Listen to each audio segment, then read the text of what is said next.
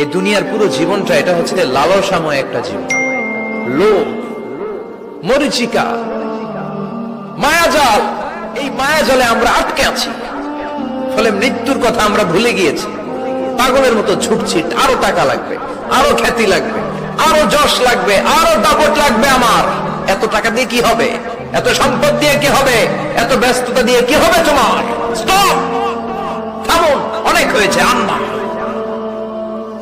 থামুন, take a rest, take a breath and think about death.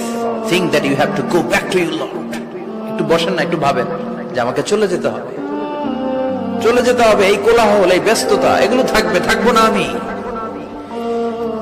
সাইয়েদনা Omar Faruk বলেছেন, মুতু ক্বাবলা আন তামুতু, মরার আগে একবার মরো।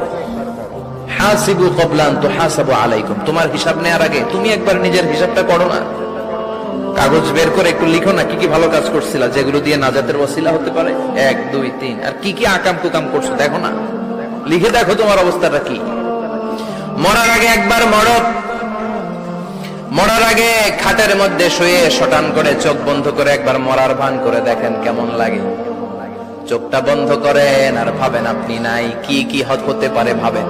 আপনার ছেলে মেয়েরা কান্না জুড়ে দিবে, আপনার প্রাণের স্ত্রী বিলাপ শুরু করে দিবে, বন্ধু বান্ধবের চিৎকার আর মাতম, স্থানীয় এলাকার মসজিদে ঘোষণা, অমুক এলাকার নিবাসী অমুক ভাই অমুকের ছেলে অমুক দুনিয়ায় নাই।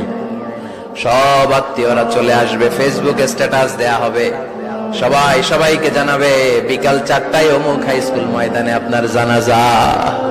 ছুটে আসবে, সবাই ছুটে আসবে।